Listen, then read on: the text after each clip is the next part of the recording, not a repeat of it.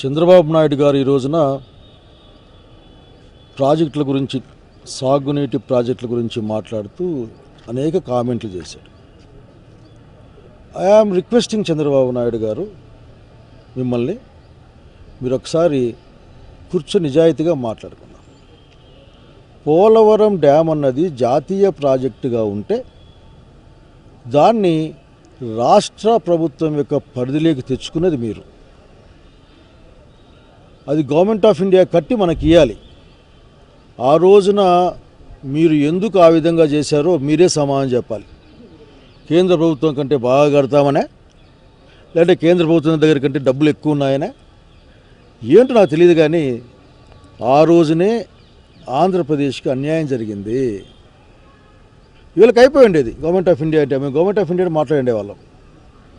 ఆ రోజు ప్రత్యేక హోదా వద్దు, ప్రత్యేక ప్యాకేజ్ ఒప్పుకుంటున్నా అని చెప్పింది కూడా మీరే, నాకు బాగా గుర్తుంది. రాత్రిపూట మీరు ప్రెస్ మీట్ పెట్టారు. సరే, పోలవరం గురించి మరొకసారి మాట్లాడదాం. రాయలసీమ లిఫ్ట్ ఇరిగేషను అది ఎందుకు పనికిరాదు, అనుమతులు లేవు. అయ్యా, నాకు తెలిసి మెజారిటీ ప్రాజెక్టులకు అన్ని అనుమతులతో పనే మొదలుపెట్టరు. పని మొదలుపెట్టిన తర్వాత అనుమతులు తెచ్చుకునే ప్రయత్నం చేస్తారు. బహుశా మీ పట్టిసీమకు కూడా అట్లే ఉంటుంది అనుకుంటాను నేను. మాట్లాడితే పట్టిసీమ గేమ్ చేంజర్ అంటుంటారు మీరు. అసలు పోలవరం నుంచి ఎన్ని నీళ్ళు రావాలో రాయలసీమ అల్లాడిపోతూ ఉంది. ఈ రోజున మీరు తెలంగాణ వాళ్ళు గోదావరిలో కట్టుకుంటే మీకు బాధ ఏంది? మాకేం బాధ ఉంటుంది? అన్ని ప్రాంతాలు సుభిక్షంగా ఉండాలి, మా రాయలసీమ కూడా సుభిక్షంగా ఉండాలి. ఇది మా ఆర్గ్యుమెంట్. 800 అడుగుల కంటే కింద నుంచి కల్వకుర్తి, నెట్టెంపాడు, డిండి ప్రాజెక్టులకి ప్లాన్ జరుగుతూ ఉంది.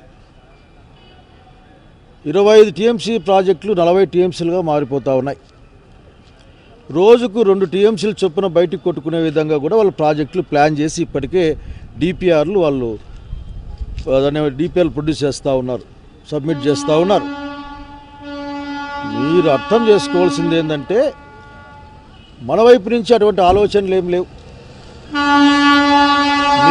మీరు ఏమైనా మాట్లాడితే నదుల అనుసంధానం గురించి మాట్లాడుతూ ఉన్నారు. సంతోషం, అనుసంధానించండి. నదుల్లో నుంచి సముద్రంలోకి వేస్ట్గా పోయే, వృధా అయ్యే అన్ని నీళ్ళని కూడా మన రాయలసీమకు తెచ్చేయండి, మేము సంతోషపడతాం.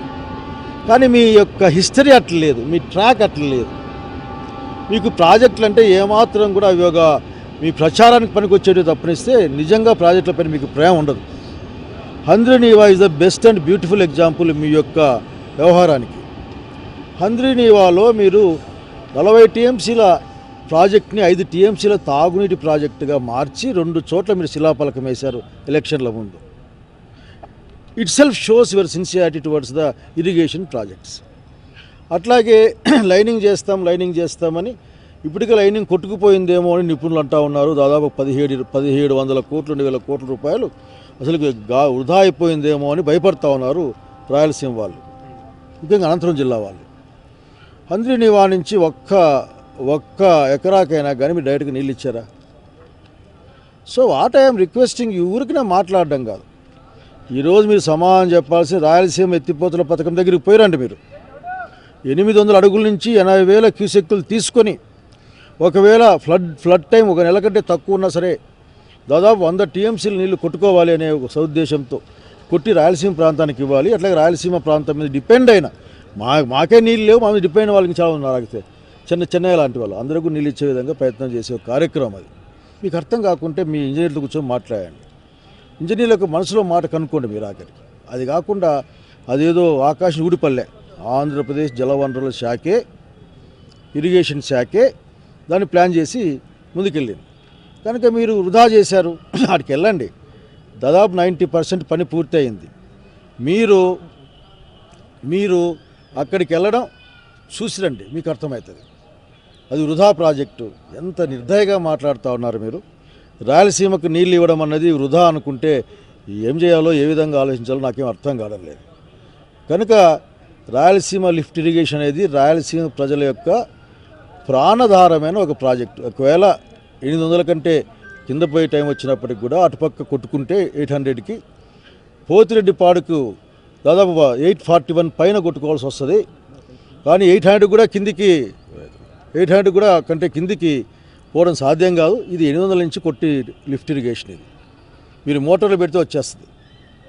కనుక ఊరికనే అట్లా కూర్చొని ఇది వేస్ట్ ప్రాజెక్టు 900 కోట్లు మీరు వృధా చేశారు ఏం మాట్లాడతారు మీరు? రాయలసీమ పెట్టే ప్రాజెక్ట్ అయితే వృధా.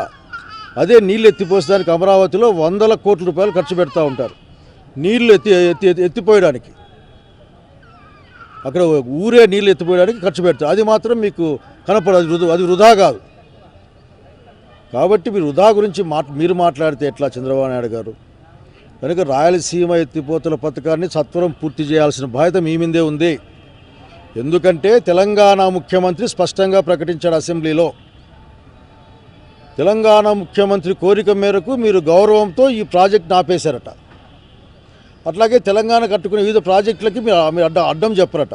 ఆ షరతు ఒకటి ఉందట అక్కడ. ఇట్లా షరతులతో మీరు ఒప్పుకున్నారని చెప్పేసి సాక్షాత్ అసెంబ్లీలో ప్రకటిస్తే వాళ్ళ మంత్రులు ఎండార్స్ చేస్తే మీ దగ్గర సమాధానం లేదు మాకు. అసెంబ్లీలో మీరు చెప్పారా లేదా? అసెంబ్లీలో ప్రత్యక్షంగా ఆయన మాట్లాడే ఆ రోజున he mentioned your name in assembly. మీరేమో తప్ప ఇంక అన్నీ మాట్లాడతారు. ముందు దాని గురించి మాట్లాడండి. క్లోజ్ రూమ్లో మీరు మాట్లాడుకున్నారట. అసలు ఇద్దరు ముఖ్యమంత్రులు క్లోజ్ రూముల్లో ఏం మాట్లాడుకుంటారో నాకే తెలియదు. అఫీషియల్ బృందాలు ముఖ్యమంత్రిగా హెడ్ చేసి పోయి మాట్లాడుకోవచ్చు కాక ఆయన నాయకత్వంలో. అట్లా కాకుండా ఇద్దరు ముఖ్యమంత్రులు క్లోజ్ రూమ్లో కూర్చొని మాట్లాడుకొని ఒక ప్రాంతానికి అన్యాయం చేసే నిర్ణయం తీసుకొచ్చినామంటే వినడానికి కూడా బాధగా ఉంది. కాబట్టి ఐఎమ్ రిక్వెస్టింగ్ యూ, ఫస్ట్ మీరు మాట్లాడండి. రేవంత్ రెడ్డి గారు చెప్పిన మాటలు ఏంటి? మీరు చేసిన ఒప్పందం ఏంది? ఏ విధంగా మీరు రాయలసీమ అనే పథకాన్ని మీరు వృధాన్ని భావిస్తున్నారు? ఎట్లా కరెక్ట్ చెప్తాం మేము. మీరు రండి. వెనక పోతిరెడ్డిపాడుకు పోయే నీళ్ళు ఎట్లా పోతాయి, ఎట్లా దాన్ని కొట్టుకోవాలని అన్నీ మాట్లాడుకుందాం. ఇవేమి లేకుండా కనీసం రేవంత్ రెడ్డి గారి యొక్క మాటకి మీ సమాధానం ఏంది? ఆంధ్రప్రదేశ్ ప్రజలు, రాయలసీమ ప్రజలు వెయిట్ చేస్తూ ఉన్నారు. మీరు రాయలసీమ ప్రజల యొక్క సెంటిమెంట్ని మీరు దెబ్బతీస్తూ ఉన్నారు. రాయలసీమ ప్రజల యొక్క సెంటిమెంట్ని మీరు గాయపరిచే ప్రయత్నం చేస్తూ ఉన్నారు. చాలా బాధగా ఉంది. మా అనంతపురం నుంచి all India institute of medical సైన్సెస్ని తీసుకెళ్లారు మీరు. కర్నూలు నుంచి హైకోర్టుని తీసుకెళ్లారు మీరు. అట్లాగే కడప నుంచి ఆ గ్రామీణ బ్యాంకుని తీసుకెళ్లారు మీరు. ఇంకా చాలా చెప్పుకుంటూ పోతే ఉంటాయి. ఆ స్టీల్ ఫ్యాక్టరీ అది ఇదని మాట్లాడితే మన్నవరం కడతా అని అంటుంటారు. కనుక చంద్రబాబు నాయుడు గారు దయచేసి మీరు ఊరకనే అట్లా టీవీ ముందు కూర్చొని మాట్లాడబాకండి. రాయలసీమ ప్రజల యొక్క అవసరాన్ని గుర్తించుకునే ఆ కార్యక్రమం చేశారు. ఆ రోజు పోతిరెడ్డిపాడుని 10,000 నుంచి 40,000కు పెంచినప్పుడు కూడా ఆ రోజు మీ ఇరిగేషన్ మంత్రి ఆయన ఉమా అనుకుంటాను, అతను విజయవాడ బ్యారేజ్ మీద ధర్నా చేశాడు. మీరు మర్చిపోతే ఎట్లా? పోతిరెడ్డిపాడు పెరిగితే మాకు ఇబ్బంది వస్తుంది, పోతిరెడ్డిపాడు పెరిగితే అని. కానీ ఆ రోజు రాజశేఖర్ గారు ఆ పని చేశారు కాబట్టి అంతో ఇంత డబ్బులు వస్తూ ఉన్నాయి, అంతో ఇంత నీళ్ళు వస్తూ ఉన్నాయి ఈ రాయలసీమ జనానికి. అట్లాగే రాయలసీమ ఎత్తిపోతల పథకం మొదలుపెట్టినప్పుడు కూడా ప్రకాశం జిల్లా వాళ్ళతో మీరు కోర్టులో వేయించారు. అసలు మీ సానుభూతి పడే ఆ గ్రీన్ ట్రిబ్యునల్లో వేశారని ఒక వార్త కూడా ప్రచారంలో ఉంది. కనుక ఇన్ని పెట్టుకొని మీరు ఊరికే అట్లా ఆ పైపైన మాట్లాడుతూ ఇదొక వృధా ప్రాజెక్ట్. అసలుకి మీ దగ్గర ఏ ప్రాజెక్ట్ అయినా కానీ మీకు తెలుసా? అసలు గాలేరి నగర్ ఆ కొద్ది 2 కిలోమీటర్లు పూర్తి చేస్తే గాలేరి నగర్ నుంచి అంద్రినివాకి ఆ లింక్ ఏర్పడితే నీళ్ళు అనంతపురం జిల్లాలో వాడబడతాయో తెలుసు కదా మీకు. ఇవన్నీ ఏం మాట్లాడరు మీరు. కనుక ఇప్పటికి కూడా నమ్ముతూ ఉన్నాం మేము.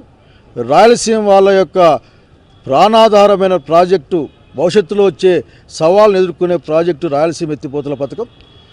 మీరు రేవంత్ రెడ్డి చెప్పినట్లు ఆయన మాటకి గౌరవించి మీరు ఆపారా? అట్లా కాకపోతే తక్షణం ఆ పనులు పూర్తి చేయమని నేను కోరుతా ఉన్నాను. మీరు మంచి లాయర్ని పెట్టండి, పేలవైన వాదనలు వినిపించారని చెప్పి ఆ రోజున మొత్తం రాష్ట్రం అంతా మాట్లాడుకుంది. మీరు గట్టి లాయర్ని పెట్టి అక్కడ ఏముంది ఏం కథ చెమని చెప్తా ఉన్నా మీ వాళ్ళు అసలుకి జరగలేదు. మీ మంత్రులు ఒక మాట మాట్లాడతారు, మీరు ఒక మాట మాట్లాడతారు. మీ మంత్రులు ఏం ఆవిరికి అడేంది 10 రోజుల్లో క్లోజ్ చేసినారు. రండి చూడండి, అక్కడ చూస్తే మీకు అర్థమవుతుంది. చూడకుండా ఆవిరికే మాట్లాడితే ఏం అర్థం కావచ్చు తెలియజేస్తా ఉన్నాను. దయచేసి రాయలసీమ వాళ్ళ జీవితాలని అపహాస్యం చేద్దని నేను కోరుకుంటా ఉన్నాను.